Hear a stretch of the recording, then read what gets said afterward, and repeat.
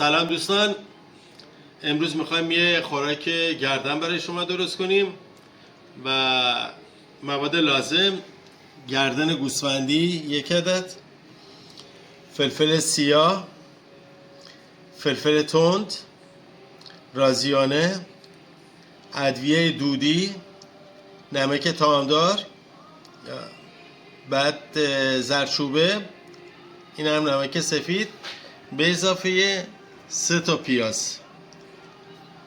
خب ابتدا میریم برای خرد کردن پیازا.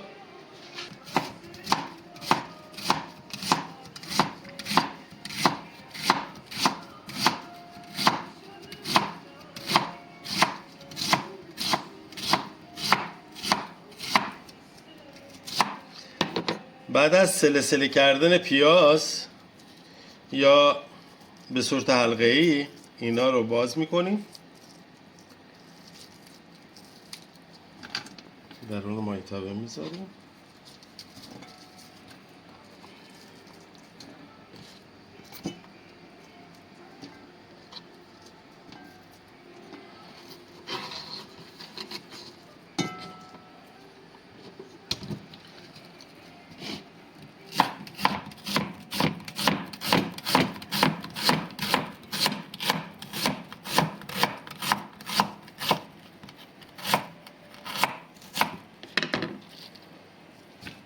مرحله بعدی پیاز بعدی.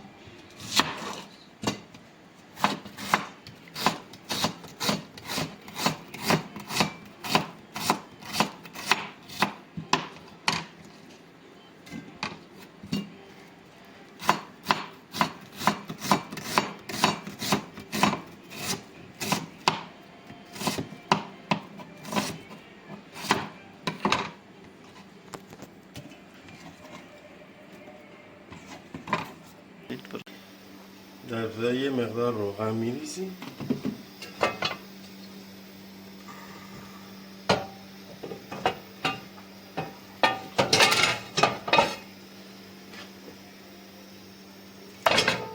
جهت تفت دادن گردن.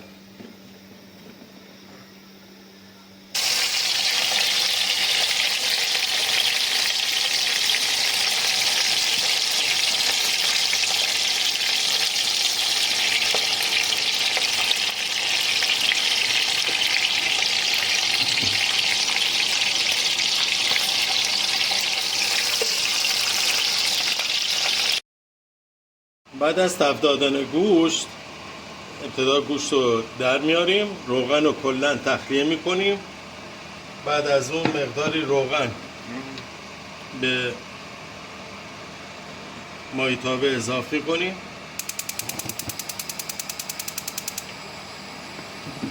بعد از اینکه ریز کردیم، پیازا رو بهش اضافه کنیم تا پیازا سبک بشه.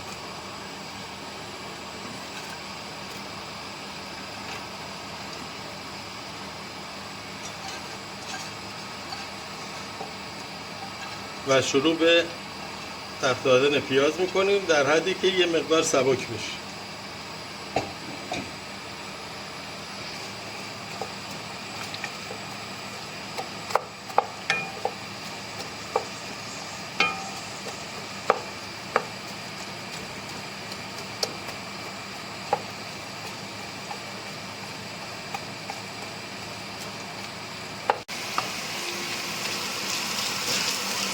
مشغول سبک کردن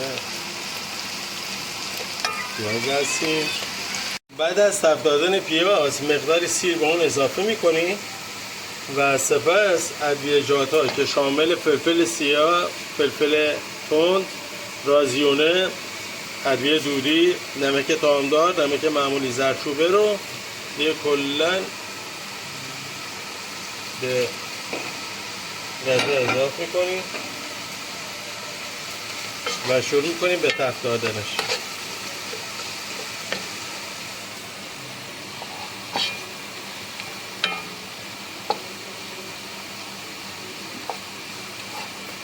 این تفت دادن طوری ادامه میدیم که تمام ادویه‌جات دست به دست هم بدن و بوی خودشون رو پخش کنن.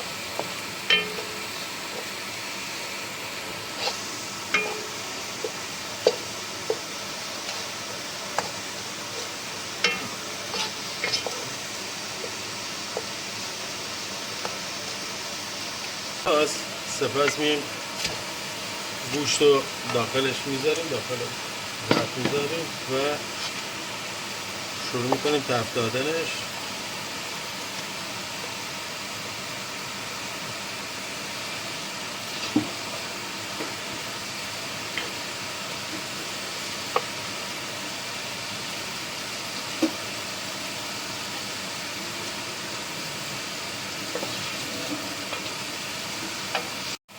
بعد از تفت دادن مقداری گردن گوسفند و پیاز و ادویه‌جات، یه مقدار گلاب به مواد اضافه میکنیم. سپس زعفرون دم کرده هم بعد از اینکه اضافه کردیم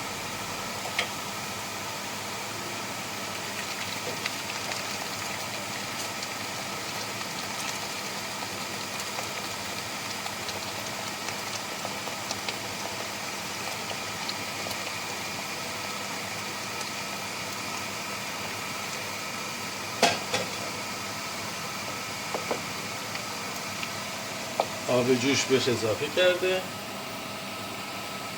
یه بوته سیرم داخلش میذاریم، سپس این درشو میذاریم و به مدت 4 الی 5 ساعت بستگی داره به حرارت گاز که دیگه شروع.